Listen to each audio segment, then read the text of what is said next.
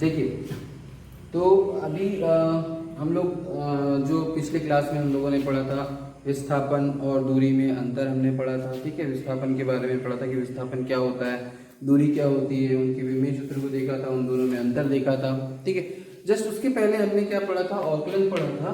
तो किसी बच्चे का ये प्रॉब्लम है क्या कि ये जो अवकलन है ये हमसे नहीं बन रहे, तो इसको देखिए, ये हमारे पास जो अवकलन है इसको कैसे हम तैयार करेंगे, किस तरह से हम बनाएंगे, तो ये हमको दिया हुआ है। ठीक है, ये क्वेश्चंस दिए हुए हैं, इनका हमको अवकलन करना है। तो पहले मैं उस प्रॉब्लम पे हम डिस्कस करते हैं। ठीक है, तो सबसे पहले हम किसको लेते हैं, ये इसको लेते हैं। तो मैंने इसको y मान लिया। ठीक है, पहले वाले इक्वेशन में मैंने y ax square plus bx plus c, इसका हम क्या करना चाहते हैं, x के सापेक्ष अवकलन करना चाहते हैं, x के सापेक्ष अवकलन।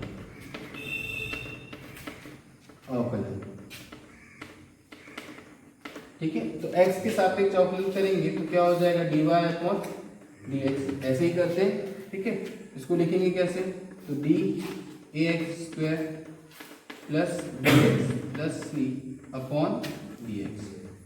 ठीक है, इसको अब हम कैसे लिख सकते हैं, तो देखो d ax स्क्वायर, ठीक है, upon dx plus d bx upon dx plus D C upon dx। ये कौन सी राशि है, यहाँ पर c कैसा है, अचर है, और अचर राशि का अवकलन हम जानते हैं क्या होता है, मैं लिखवाया हूँ नोट करके कि अचर राशि का जो अवकलन है वो क्या होता है, 0। अब हमारे पास मैंने आपसे क्या कहा था, किसी भी अचर राशि जिसके सापेक्ष हम अवकलन कर रहे हैं उसके साथ में एक कांस्टेंट है, अचर राशि है, तो अचर राशि कहाँ आ जाती है, बाहर आ जाती है। तो ये हमारे पास हो जाएगा dx अपॉन dx। ठीक है, प्लस अब यहाँ पर देखिए कांस्टेंट राशि क्या है, a है, तो a बाहर आ जाएगा, ये क्या हो जाएगा, dx स्क्वायर अपॉन dx, ये आपका। ठीक, अब देखिए यहाँ पर हमारे पास एक फॉर्मूला है जो मैंने आपको बताया हुआ था कि यदि y is equals to x to the power n हो, तो यहाँ पर जब हम इसका निकालेंगे dy अपॉन dx में अवकलन निकालेंगे तो क्या हो जाता है, तो हमारे पास अवकलन हो जाता है n x n माइनस 1। यही होता है कि नहीं होता, तो उसी से हम इसको करेंगे, ये वाले को इसी फंक्शन से करेंगे। तो इसको मैं यदि अलग करके बताता हूँ, देखो x स्क्वायर है, तो हम यहाँ पर x, यहाँ पर n की पावर थी, यहाँ पर क्या x की पावर 2 है, यदि मैं ऐसे लिखूंगा dx तो क्या हो जाएगा, देखो n की जगह कितना लिखा हुआ है 2, तो मैं यहाँ 2 लिख दूंगा। ठीक है, x n माइनस 1, तो 2 ऋण 1 हो जाएगा, तो क्या हो जाएगा, देखो 2x, 2 में से 1 गया तो 1, मतलब ये फाइनली क्या मिल जाएगा, 2x मिल जाएगा। तो x स्क्वायर का जो अवकलन है उसको क्या मिल जाएगा, 2x। तो यहाँ पर भी मैं वही कर रहा हूँ, देखिए a n की जगह क्या है, 2 है, 2 x n माइनस 1 मतलब 2 माइनस 1 प्लस ये हमारे पास b हो जाएगा। यहाँ पर देखिए x यहाँ पर कितने की पावर है, 1, तो मैंने यहाँ पे 1 लिख दिया, समझ गए, b multiplied by 1 multiplied by x, और ये 1 माइनस 1 प्लस अचर राशि का तो 0 हो जाता है। ठीक है, तो देखिए यहाँ पर 2 का मल्टीप्लाई a में होगा तो 2a, और 2 में से 1 गया, यहाँ 2 में से 1 को माइनस करेंगे तो x 1 बचेगा। तो किसी भी संख्या के ऊपर पावर 1 है, इसका मतलब यहाँ पर क्या, उसको हम ऐसे लिख सकते हैं ना x, तो मैंने इसको x लिख दिया, तो ये हो गया 2ax प्लस। अब देखिए यहाँ पे b में 1 का गुणा होगा और ये 1 माइनस 1, तो किसी संख्या के ऊपर 0 की पावर उसका मान क्या होता है, चाहे वो संख्या कितनी बड़ी हो, चाहे वो संख्या कितनी भी बड़ी हो, यदि उसकी पावर 0 है तो उसका मान कितना हो जाएगा, 1। यदि अपन 100 टू दी पावर 0 करें तो भी 1 होता है। अब ऐसा क्यों होता है, तो वो भी मैं आपको बता देता हूँ कि किसी भी संख्या के पावर में 0 होता है तो 1 क्यों होता है। तो एक चीजें कई बार क्वेश्चन पूछता है कि भाई x की पावर 0 क्या हो जाता है, 1 होता है, क्यों, है ना। तो हमारे पास क्या है, मैं इसको आपको ऐसे बताता हूँ। ठीक है, देखिए ये x है, इस x को मुझे 1 बनाना है, क्या करना पड़ेगा, अच्छा ये 5 है, इस 5 को मुझे 1 बनाना है, तो 5 में कितने का गुणा करूं, है ना, कि 1 हो जाएगा, या कितने का भाग करूं कि 1 हो जाएगा, मतलब 5 में ऐसा क्या करूं कि वो 1 हो जाए। तो आप बोलोगे -4, है ना, तो -4 नहीं, मुझे प्लस माइनस नहीं करना है, मुझे मल्टीप्लिकेशन और डिवाइड में काम करना है। तो यदि कोई मल्टीप्लाई करने बोलेगा तो मैं बोलूँगा 1/5 का मल्टीप्लाई करूँगा, 1/5 x का मल्टीप्लाई यहाँ करूँगा। तो देखो यहाँ पर x बटे x ऐसा लिखूंगा। जब आधार एक हो और घातांक ये अभी आधार एक है, ठीक है, आधार एक है और ये भाग है, तो घातांक आपस में क्या हो जाते हैं, घट जाते हैं। पढ़े कि नहीं पढ़े भाग में? तो ये कितना हो जाएगा, x की पावर 0 और x से x कैंसिल हो जाता है, क्या बचता है 1। तो x की पावर 0 का क्या है 1। तो आप इस तरह से आप समझा सकते हैं। तो कोई भी संख्या जिसकी पावर 0 होगी वो क्या होगा, उसका मान कितना होगा 1। क्यों होगा, समझ में आ गया, क्लियर हो गया। जैसे 100 है, इसको भाई इसके बटे 100 करो, ठीक है, 100 बटे 100 कितना हो गया 1। इसमें 100 ये आधार एक है, जो हम घातांकों का नियम पढ़े हैं ना, तो क्या हो जाएगा, इसकी पावर एक है, इसकी पावर एक है, तो 1 ऋण 1 बराबर 1, तो ये क्या मिल गया 0।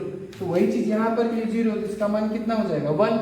1 इंटू 1 1, तो हमारे पास क्या हुआ b प्लस 0। और प्लस 0 को जोड़ो या घटाओ, संख्या तो अपन को वही मिलेगी जो है। तो हमारे पास क्या हुआ dy/dx, क्या हो गया हमारे पास, ये हो गया। किसका अवकलन किया हमने, पहले वाले का, ठीक है। इसी तरह से हम दूसरे वाले को लेकर चलते हैं। तो दूसरा वाला जो क्वेश्चन है उसको अपन लेके चलते हैं। देखिए, तो इसको भी मैं क्या करता हूँ, y बराबर क्या मान के चलूंगा, तो 6 log x minus root x minus 7। तो देखिए यहाँ पर क्या लिखूंगा, x के फिर से वही x के सापेक्ष अवकलन करने पर तो क्या हो जाएगा, देखिए dy/dx is equals to what. तो हमारे पास देखिए कांस्टेंट राशि है, तो मैं पहले ही बाहर निकाल देता हूँ, निकाल दूं।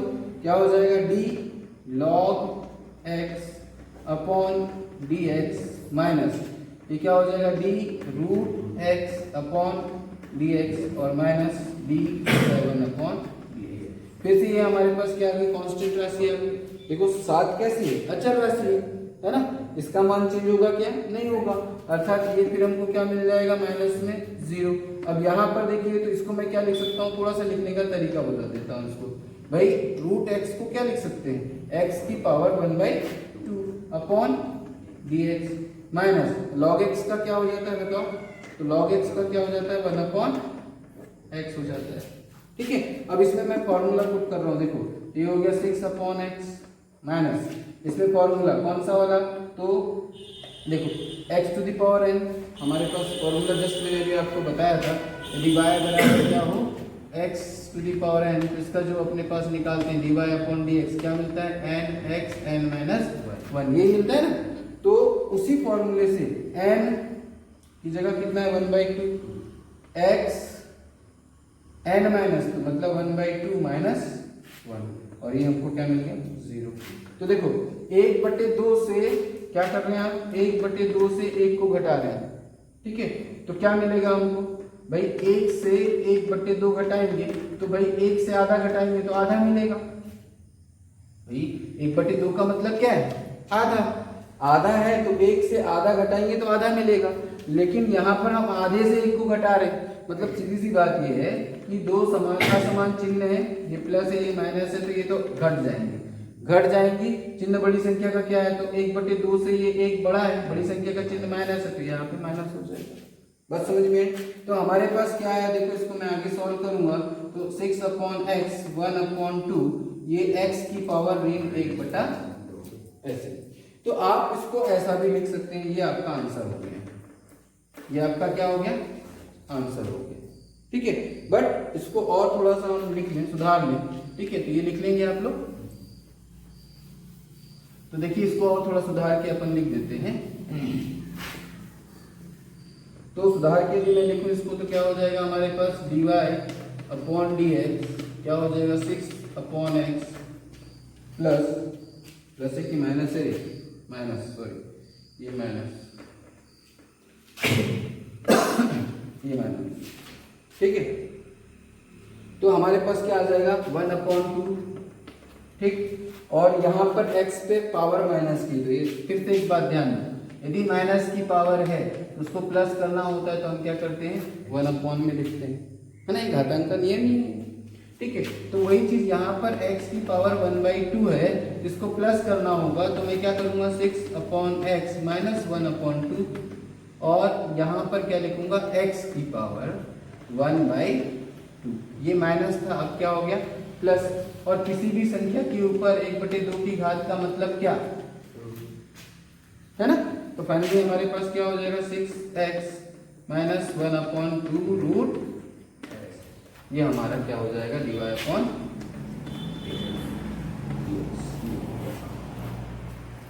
ठीक है, तो ये हमारा सेकंड क्वेश्चन हो गया। अब आते हैं अपन थर्ड क्वेश्चन। तो इसको भी अपन मान कर चलते हैं y इज इक्वल टू क्या 4 sec x प्लस 10x। ठीक है, तो क्या करेंगे भाई x के सापेक्ष लिखेंगे, x के सापेक्ष अवकलन करने पर तो क्या हो जाएगा देखिए dy/dx। फिर यहाँ पे चार जो है कांस्टेंट है। ठीक है, तो ये क्या हो जाएगा, इसको बाहर रख दिया, ये आ जाएगा sec x/dx। याद रखिएगा कोई भी चर राशि है उसके साथ जो कांस्टेंट होगा, जो अचर राशि होगी वो बाहर आ जाएगी। हमारे पास क्या हो जाएगा प्लस d 10x/dx। तो sec x का क्या होता है अवकलन, sec x का अवकलन होता है हमारे पास sec x इंटू 10x। ठीक है, प्लस ये आपको मैंने बताया हुआ है, लिखवाया भी हुआ है, आप चेक कर सकते हैं।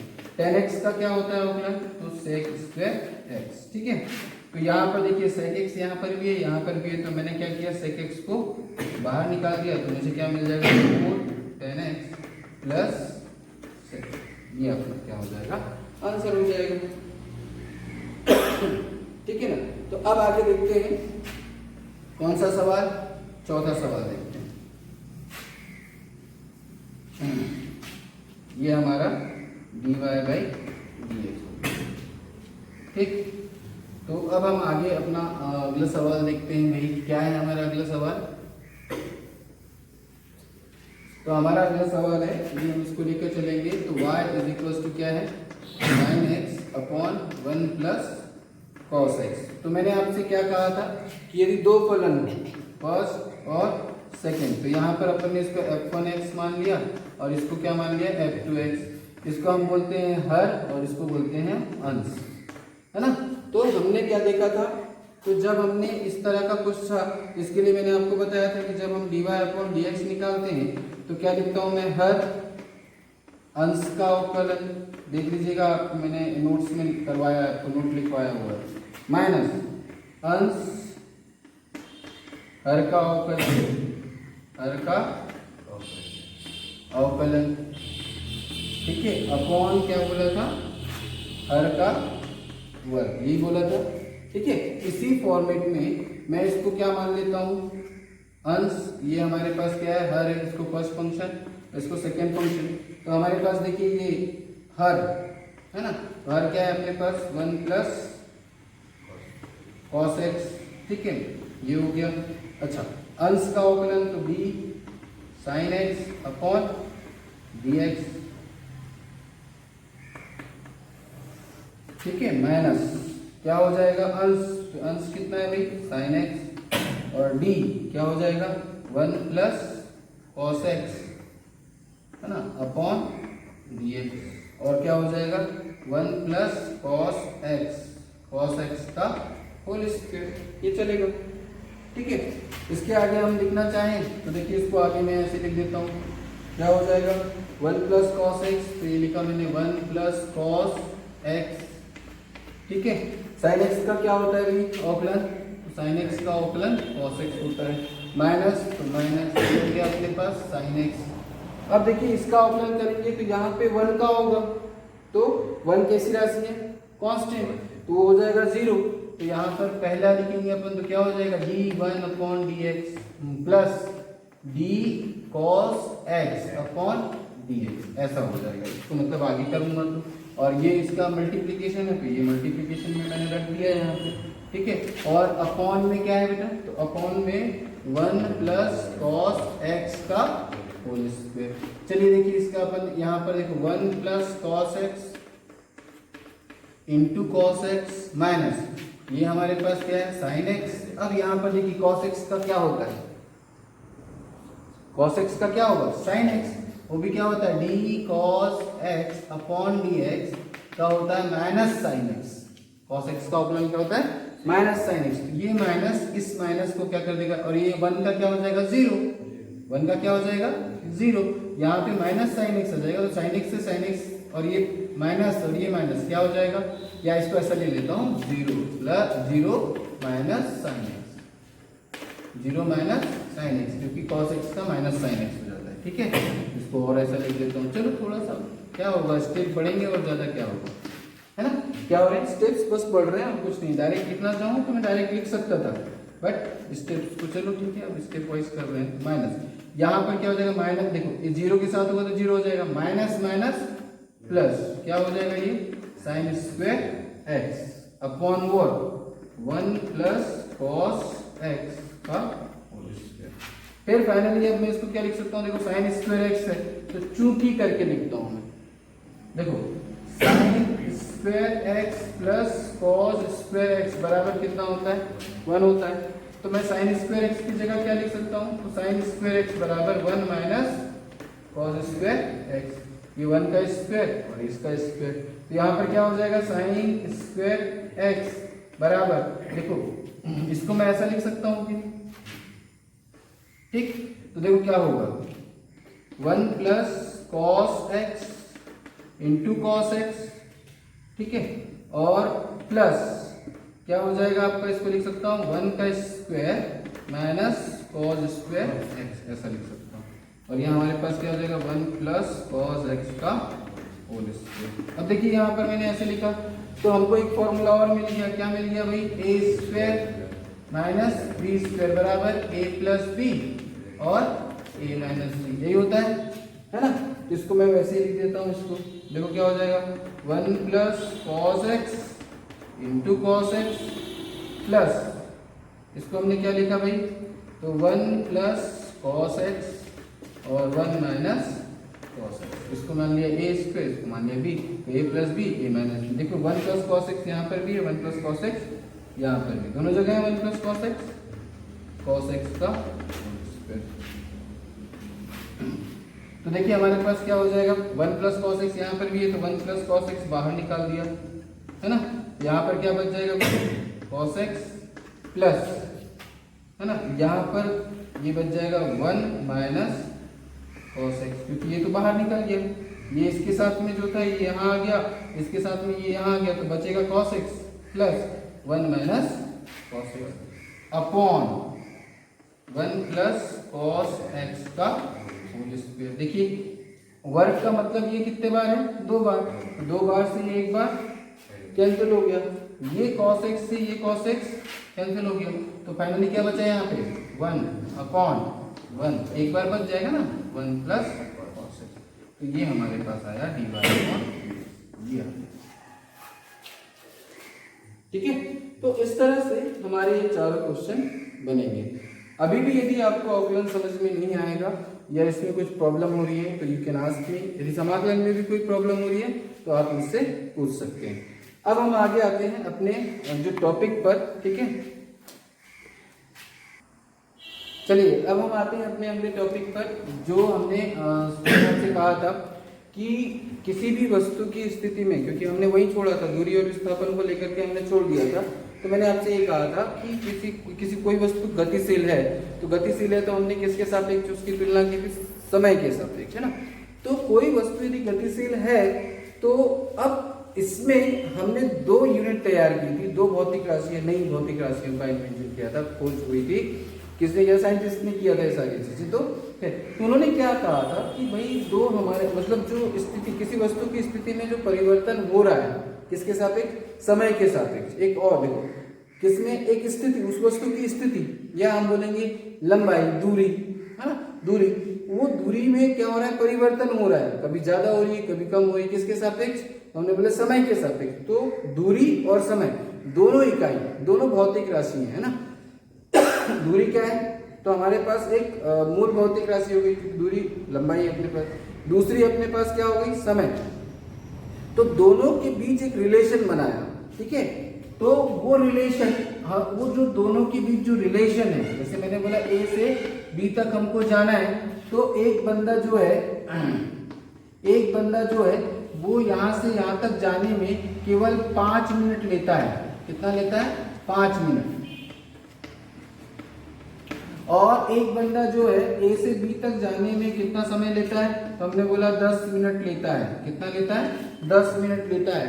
तो ऑब्वियसली मैं आपको क्लियरली बताऊंगा कि भाई ये थोड़ा तेज, मतलब ये थोड़ा धीमा चल रहा है और ये तेज चल रहा है। ठीक है, तो कितना धीमा चल रहा है और कितना तेज चल रहा है ना, इसके लिए एक नई भौतिक राशि जो समय और दूरी दोनों को रिलेट करके बनाया गया, दोनों में एक संबंध स्थापित किया गया, और वो संबंध था कि यदि देखो 5 मिनट में हम ये मानकर चलते हैं कि ये 50 है, एक 50 मीटर की दूरी है। कितने मीटर की दूरी है?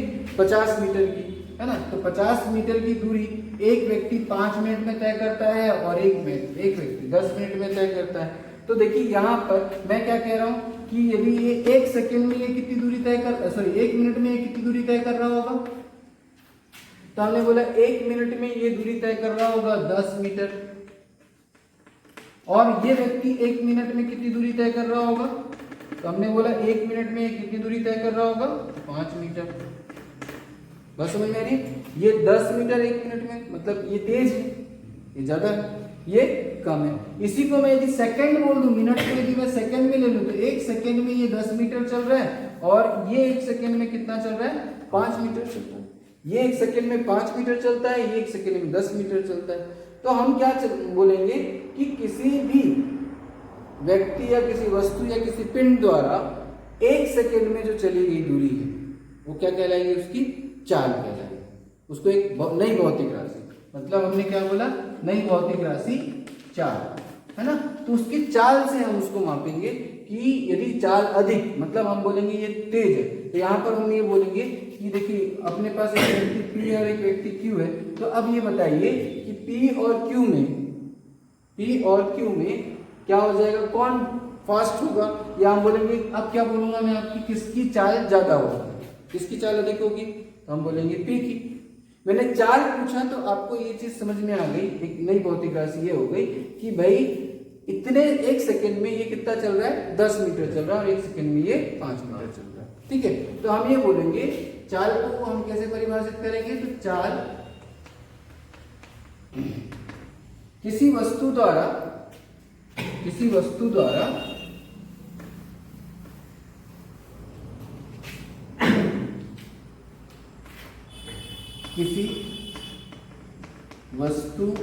या पिंड द्वारा 1 सेकंड में तय की गई दूरी या इसी को हम क्या बोलते हैं? पथ की लंबाई। दूरी को उसी समझाया था ना मैंने, पथ की लंबाई को क्या कहेंगे? वस्तु की चाल कहते हैं। तो उसने क्या किया? उस भौतिक राशि को उसने किससे? समय से रिलेट कर दिया। 1 सेकंड में हमने बोल दिया, है ना। तो देखिए यहाँ पर मान लीजिए कोई वस्तु यहाँ से, तो हमने बोला T सेकंड में, तो हम बोले थे, माना वस्तु T सेकंड में या डेल T समय में, कितने समय में अपन बोलते हैं? डेल T समय पर डेल x दूरी तय करता है, डेल x दूरी तय करता है ना। मैंने क्या कहा? डेल T समय पर डेल x दूरी तय करता है, डेल T समय पर डेल x दूरी तय करता है। तो 1 सेकंड में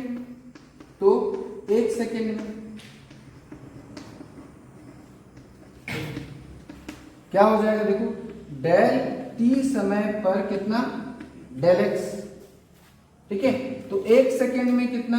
तो del x upon del T, और यही क्या है हमारे पास? उस वस्तु की चाल, या उसको हम क्या बोलेंगे? स्पीड। तो उसको मैं ऐसे डिनोट कर रहा हूं, ठीक है। ये क्या हो जाएगा? Del x upon del T. अब यहाँ पर ये डेल एक्स क्या है, तो डेल का मतलब होता है अंतर। मैं आपको सीधे सीधे स्पष्ट कर रहा हूँ, इसका मतलब होता है अंतर। ठीक है, मैं इसको ऐसा भी लिख सकता था, देखिए इसको मैं ऐसा भी लिख सकता था। देखिए यहाँ से मान लो इसने चलना स्टार्ट किया, यहाँ से यहाँ तक लगा समय उसको t1, और किस स्थिति में पहुंचा, x1 की स्थिति में। यहाँ से यहाँ तक जाने में उसको कितना समय लग रहा है, t2, और उसकी स्थिति क्या होगी, x2। तो यहाँ पर इसकी स्थिति में परिवर्तन कितना हो जाएगा, तो x2 माइनस x1, ये डिफरेंस। ठीक है, ऐसा लिख सकता हूँ समय में परिवर्तन, तो ऐसा लिख सकता हूँ। बस समझ में आई। तो यहाँ पर ये जो दूरी है, ये काफी, इनके बीच जो अंतर है काफी ज्यादा है, और ये अंतर थोड़ा सा कम हो जाए। मैंने आपको ये समझाया है, ऑफलाइन में ये चीजें बताई कि ये अंतर थोड़ा सा कम हो जाए, तो इसी को मैं क्या लिख दूंगा, डेल एक्स, और इसको क्या लिख दूंगा, समय में जो अंतर होगा उसको क्या लिख दूंगा, डेल टी, है ना। ये डेल टी क्या बताता है, डेल एक्स क्या बता रहा है, दूरी में परिवर्तन। इसको मैं क्या लिखूंगा, दूरी में अंतर, शब्दों में ही लिखूंगा तो दूरी में परिवर्तन, है ना। और ये क्या होगा, तो ये समय अंतराल हो जाएगा, समय अंतराल, ऐसा लिख सकता हूं, समय अंतराल, है ना। अच्छा, अब फिर वही बात कि ये हमारे पास कुछ निश्चित दूरी, ठीक है। अब इसमें थोड़ा सा एक काम करते हैं, इसको समझ लीजिए थोड़ा सा, कि यहाँ पर ये जो हमारे पास दूरी में अंतर आ रहा है, ये अंतर आ रहा है, ठीक है, किसके किसके बीच, हमने बोला कि डेल एक्स, x2 और x1 के बीच जो अंतर है। अच्छा, ये, अच्छा इसका पहले तो ये हो गया 4, तो इसका मात्रक क्या होगा, पहले ये भी निकाल लेते हैं। तो दूरी, दूरी है, ऊपर वाली चीज क्या है, दूरी है। तो दूरी को हम किससे दिखाते हैं भाई, मीटर। दूरी को किससे दिखाते हैं, मीटर, और समय को सेकेंड, समय को सेकेंड। तो इसका जो मात्रक हो जाएगा, तो हम बोलेंगे चाल का मात्रक, चाल की मात्रक, है ना। मात्रक क्या हो जाएगा, मीटर प्रति सेकंड, मीटर प्रति सेकंड, ऐसे लिखिए। अच्छा, इसका विमीय सूत्र निकालना चाहेंगे, तो विमीय सूत्र हम कैसे निकालेंगे, तो देखिए विमीय सूत्र, तो दूरी को हम किससे दिखाते हैं, L से, ठीक है, और समय को किससे दिखाते हैं, T से। तो L अपॉन T, यही हुआ, और T को जब ऊपर लेकर जाऊंगा तो क्या हो जाएगा, LT माइनस 1। तो इसका विमीय सूत्र क्या हो जाएगा, LT माइनस 1। तो यहाँ पे लिख देता हूं, चाल का विमीय सूत्र क्या हो जाएगा, तो m यदि लिखना ही है, तो m0 लिख दो। m0 का मतलब क्या, भाई किसी भी संख्या के ऊपर 0 का मतलब कितना होता है, 1। तो यदि इसको लिखो तो ठीक है, नहीं लिखोगे तो भी चलेगा, है ना। तो mLT माइनस 1, ये इसका क्या हो जाएगा, विमीय सूत्र। मात्रक क्या हो जाएगा, मीटर प्रति सेकंड, ठीक है। तो इस तरह से हमने क्या निकाला, 4। अच्छा तो हम यही बोलेंगे, किसी वस्तु या पिंड द्वारा 1 सेकंड में तय की गई दूरी को वस्तु की चाल कहते हैं, ठीक है। या किसी वस्तु द्वारा, या किसी वस्तु या पिंड द्वारा प्रति सेकंड, है ना, तय की गई दूरी में जो परिवर्तन, प्रति सेकंड होने वाले दूरी में परिवर्तन की दर, किसी वस्तु के स्थिति में होने वाले परिवर्तन की दर प्रति सेकंड। इसको ऐसे भी लिख सकते हैं, या करके लिख सकते हैं, किसी वस्तु की स्थिति में प्रति सेकंड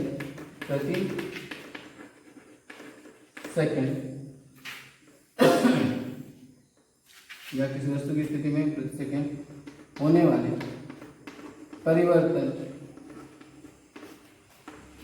की दर को चाल कहते हैं। एक डेफिनेशन ऐसा भी बना सकते हैं, कहते हैं जहां दर आता है, जहां पे भी याद रखिए दर शब्द आएगा तो उसके नीचे हमेशा क्या होना चाहिए, टी होगा। उस इक्वेशन में हमेशा क्या आएगा, टी। तो मैंने बोला, या किसी वस्तु की स्थिति में प्रति सेकंड होने वाले परिवर्तन की दर को, होने वाले परिवर्तन की दर को क्या कहते हैं, चाल कहते हैं, ठीक है। तो ये हमारे पास हो गया। अब हमारे पास देखिए इसमें औसत चाल की बात करते हैं। तो मैंने आपसे इसका एग्जाम्पल आपको दिया हुआ था, क्या दिया हुआ था कि मान लीजिए हम कहाँ जा रहे हैं, तो मैंने बोला कसडोल से मैं कहाँ जा रहा हूँ, रायपुर जा रहा हूँ। कहाँ गया, रायपुर गया, कसडोल से रायपुर गया, ठीक। अब कसडोल से रायपुर जाने के लिए मुझे 120 किलोमीटर चलना पड़ा, ठीक है। और ये मैं तय किया, तो मैंने तय किया इसको 3 घंटे में, मैंने तय किया 3 घंटे लगे, 120 किलोमीटर 3 घंटे में। तो इसकी चाल कितनी हो जाएगी, इसकी चाल कितनी हो जाएगी, तो चाल कैसे निकालेंगे, तो भाई हमको मालूम है चाल बराबर क्या, दूरी कितनी 120 है ना, और घंटे कितने ये 3, तो हमारे पास क्या हो जाएगा, तो 40। अब देखो मैंने क्या बताया था कि चाल कैसे निकालते हैं, तो मीटर प्रति सेकंड होता है। तो अब यहाँ पर किलोमीटर है, तो मैं यहाँ पे क्या लिखूंगा, किलोमीटर प्रति घंटे, किलोमीटर प्रति घंटे क्या हुई मेरी चाल, ठीक है। तो ये जो चाल आई है, ये जो चाल है, इसको हम बोलेंगे औसत। क्यों ऐसा मैं बोल रहा हूं, क्योंकि कोई भी व्यक्ति यदि देखिए यहां से चल रहा है, तो हो सकता है यहां से चलने के बाद वो पलारी में जाकर के चाय पिया होगा उसने, तो क्या वहां पर चाल उसकी 40 किलोमीटर प्रति घंटे रही होगी, नहीं, वहां पर चाल क्या हो गई होगी उसकी, 0 हो गई होगी, ठीक है। अब पलारी के बाद कहां तक, तो हमने बोला खरतोरा तक, उसका रोड इतना खराब था कि वो 30 किलोमीटर प्रति घंटे की रास्ते से चला, ठीक है। और यहाँ इसकी स्पीड कितनी थी, यहां से पलारी तक, तो हमने बोला 80 किलोमीटर प्रति घंटे की स्पीड रही होगी, ठीक है। और यहां से आगे 60 किलोमीटर प्रति घंटे की स्पीड रही होगी। तो यहां पर हम क्या कर रहे हैं, तो मैंने इसको क्या किया, सबको ऐड किया, सबको क्या किया, ऐड करेंगे, और सबको ऐड करके उसका हम क्या निकाल लेंगे, औसत निकाल लेंगे, और वो औसत कितना आ रहा है हमारा 40। तो ये जो हमने बताया, ये क्या बताया हमने 40, जो क्या है औसत, 40 क्या है औसत। और ये औसत हम कैसे निकालेंगे, तो औसत हम निकालेंगे कुल दूरी बटे कुल, ये क्या है, कुल समय, ये क्या है, कुल समय, नॉट समय अंतराल, ये समय अंतराल नहीं है, कुल समय। यहाँ पर दूरी, तो हम यहाँ पर रायपुर से, कसडोल से रायपुर, तो यहाँ पर इतनी दूरी तक 80 किलोमीटर की स्पीड, तो हर जगह उसकी चाल क्या होती गई, चेंज होती गई। कहीं रास्ता अच्छा था तो बहुत ज्यादा स्पीड में था, ज्यादा चाल रही होगी उसकी, है ना, कहीं स्पीड कम होगी क्योंकि वहां गड्ढा था तो उसमें स्पीड कम रही होगी। तो इस तरह से यहाँ पर हम सबका क्या निकाल लेंगे, तो औसत जो चाल होगी, तो औसत चाल बराबर क्या हो जाएगा, किसी वस्तु द्वारा तय की गई कुल पाथ की लंबाई, है ना, ऐसे लिखेंगे। औसत चाल क्या होगा, तो किसी वस्तु या पिंड द्वारा तय की गई कुल पाथ की लंबाई, है ना, या इसको अपन क्या बोलेंगे, दूरी, व कुल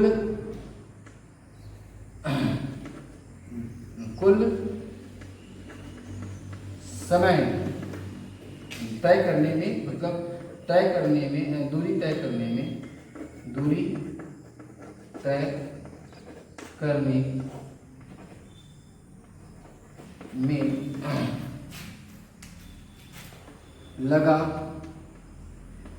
लगे समय के अनुपात को क्या बोल देंगे हम, औसत चाल, क्या बोल देंगे, औसत चाल। कैसे, बात समझ में आ रही है। तो कुल दूरी बटे अपने पर, तो इसमें मैं क्या लिख दूंगा, तो इसमें क्या हो जाएगा, देखो, तो इसमें ऐसा हो जाएगा, औसत चाल बराबर कुल दूरी बटे कुल समय, ऐसा लिखेंगे, है ना। अब कुल दूरी, तो मैंने मैंने वही बोला ना कि कुछ चाल मतलब यहाँ पर इसको मैं ऐसे ले सकता हूँ S1 S2, यहाँ पे चाल S1 रही होगी है ना, यहाँ पर चाल S2 रही होगी, यहाँ पर S3 होगी, यहाँ पर S4 रही होगी। तो हमने क्या किया सबका देखो, तो इसको मैं कैसे निकाल सकता हूँ, तो इसको मैं अलग अलग देखो अलग अलग दूरी के लिए अलग अलग चाल निकालूंगा। उन सब चालों का क्या करूंगा, तो यहाँ पर जब मुझे औसत निकालना होगा, याद रखिएगा औसत निकालने के लिए आपको करना क्या है, तो बोले यहाँ से यहाँ तक मतलब कसडोल से पलारी तक वो S1 की स्पीड में चला है ना, पलारी से खरतोरा तक S2 की स्पीड में चला, खरतोरा से दोदेकुर तक S3 की स्पीड में चला, दोदेकुर से रायपुर तक S4 की स्पीड में चला। तो टोटल अपने पास क्या लिखेंगे अपन, कुल औसत चाल को मैं ऐसे भी लिख सकता हूँ,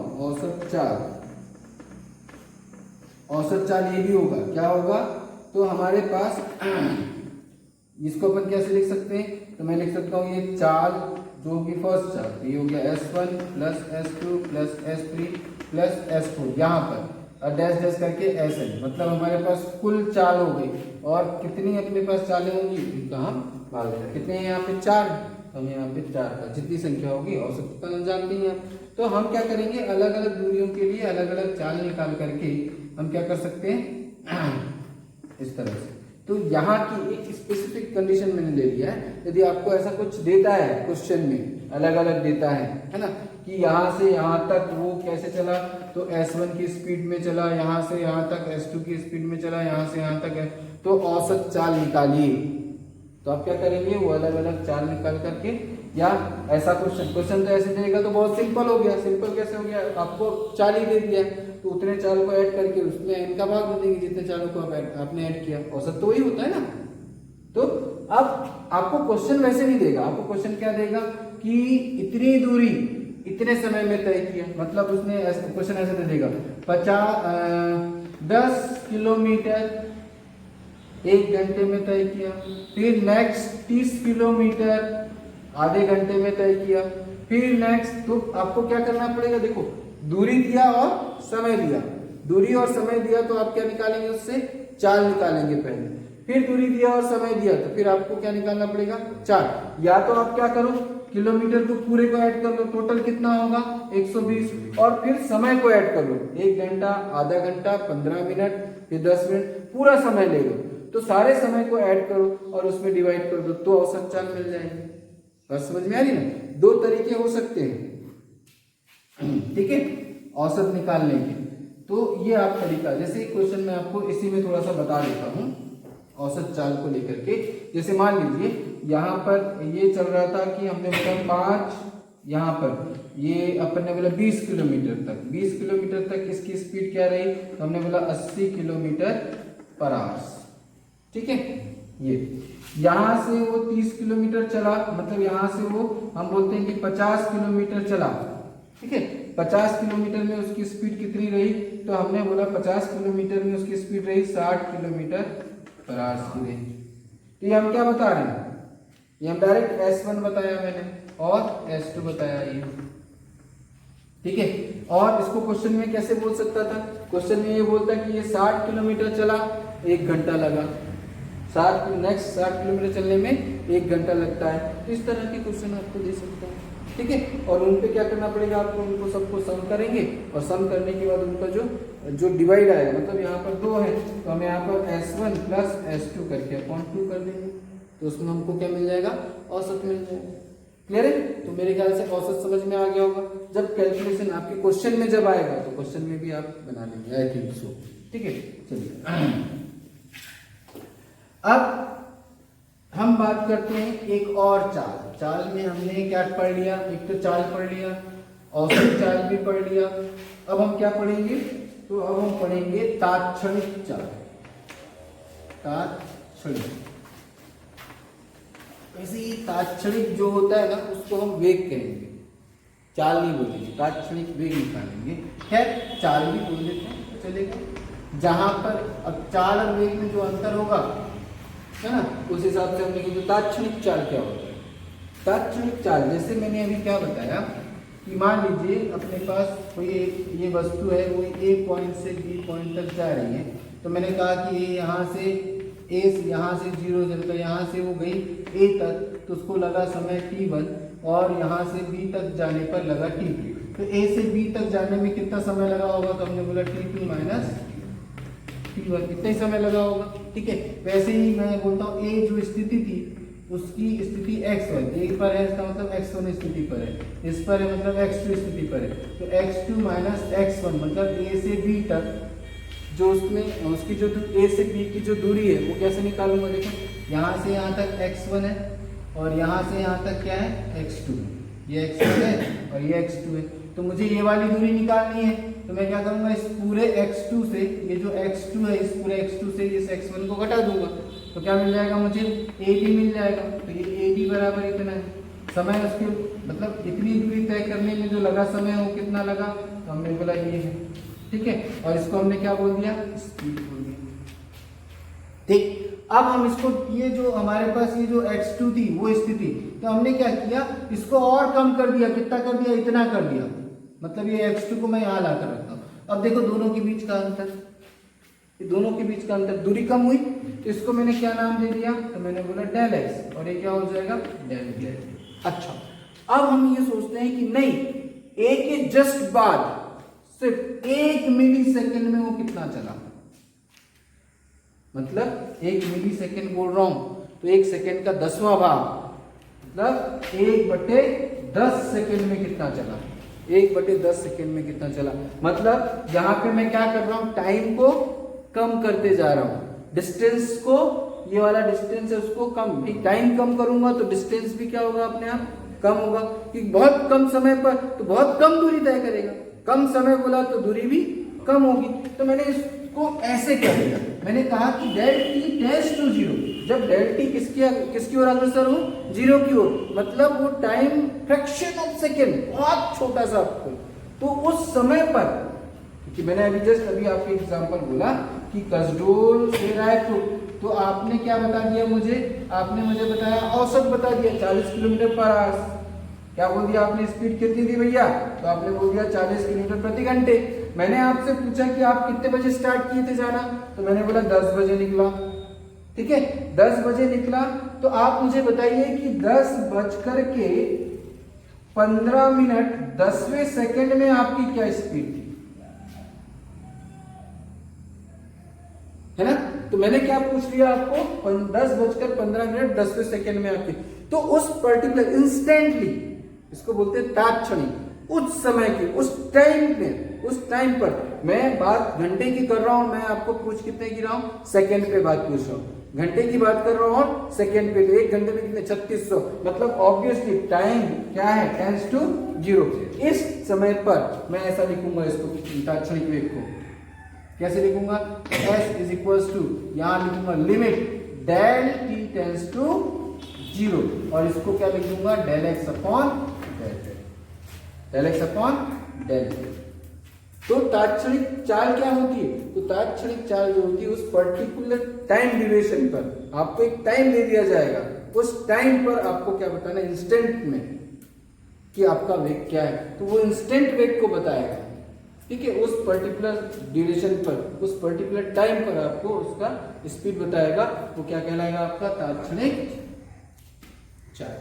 तो चाल को हमने दो तरीके, एक तो चाल देखा, औसत चाल देखा, और तात्क्षणिक चाल देखी। इसी तरह से यदि मैंने अभी क्या कहा कि किसी वस्तु की स्थिति में प्रति सेकंड होने वाले परिवर्तन की दर को हम क्या बोलते हैं, चाल बोलते हैं। ठीक है, अब वहीं पर मैं आपसे ये कह दूं कि किसी वस्तु की स्थिति में एक निश्चित दिशा में, वहां पे मैंने क्या ला दिया, एक निश्चित दिशा में होने वाले परिवर्तन की दर को हम क्या बोलेंगे, वेग।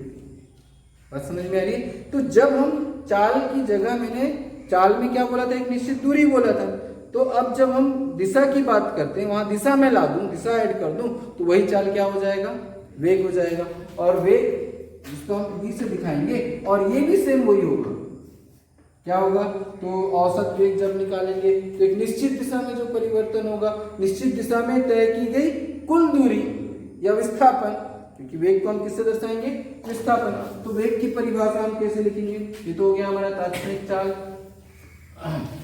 तो वेग क्या हो जाएगा, तो हमने चाल को जब डिफाइन किससे किया है बेटा, चाल को हमने दूरी से डिफाइन किया है, तो वेग को हम कैसे डिफाइन करेंगे, तो वेग को मैं डिफाइन करूंगा तो बोलो यहाँ पे विस्थापन में परिवर्तन, किसी वस्तु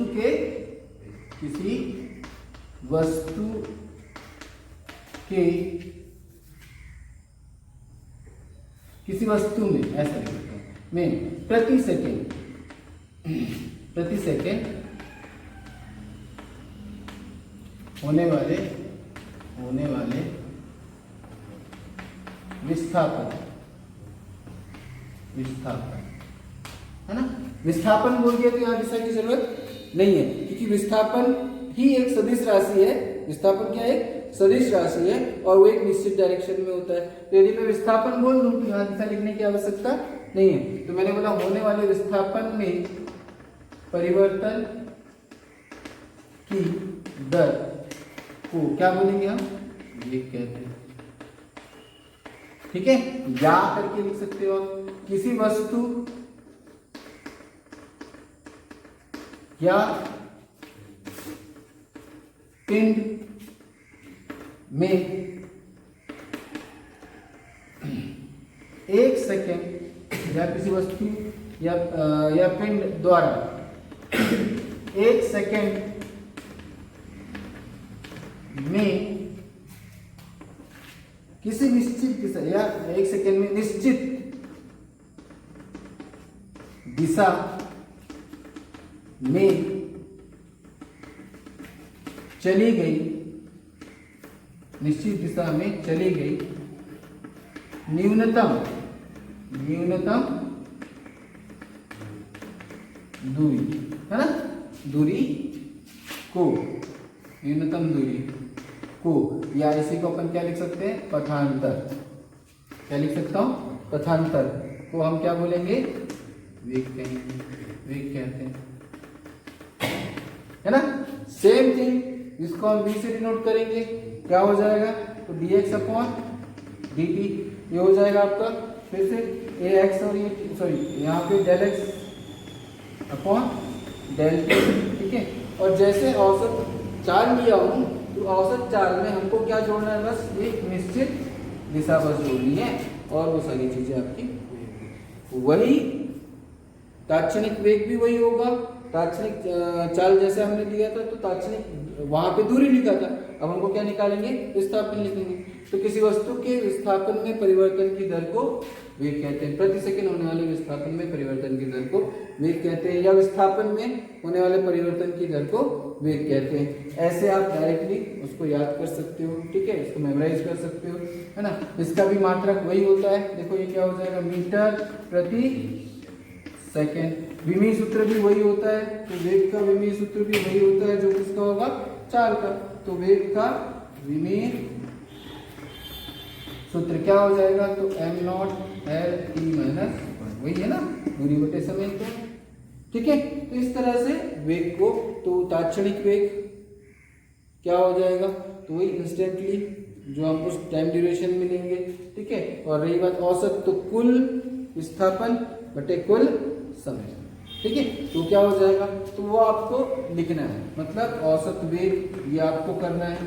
ठीक है, औसत वेग की डेफिनेशन आपको लिखनी है, फिर आपको क्या लिखना है, तो आपको तात्क्षणिक वेग, ये आपको आपके लिए ये होमवर्क है, तात्क्षणिक वेग। ठीक है, तो ये आप लोगों के लिए होमवर्क है। अच्छा, वेग और चाल, वेग और चाल में अंतर। ठीक है, तो पहली समानता, तो इसका भी विमीय सूत्र वही होता है, इसका भी विमीय सूत्र वही होता है। इसकी जो इसका जो मात्रक होगा वही इसका मात्रक होगा। वेग कैसी राशि होगी, तो वेग किससे बनी हुई है, विस्थापन। विस्थापन कैसी राशि है, सदिश राशि है, तो वेग भी कैसी राशि होगी, सदिश राशि होगी। चाल किससे मिलकर, किससे बनाया है हमने, दूरी से बनाया है, तो दूरी कैसी राशि है, अदिश राशि है, तो चाल कैसी होगी, अदिश राशि होगी, है ना। तो हमने बोला वही, ये सदिश अदिश। ठीक है, ये प्लस हो सकता है, माइनस हो सकता है, शून्य हो सकता है। ठीक है, लेकिन ये हमेशा क्या होगा, हमेशा धनात्मक होगा। ठीक है। और इसकी डेफिनेशन लिख सकते हैं आप, प्रति सेकंड विस्थापन में परिवर्तन होने वाले विस्थापन में परिवर्तन की दर को वेग कहते हैं। यहाँ प्रति सेकंड दूरी में होने वाले परिवर्तन की दर को चाल कहते हैं।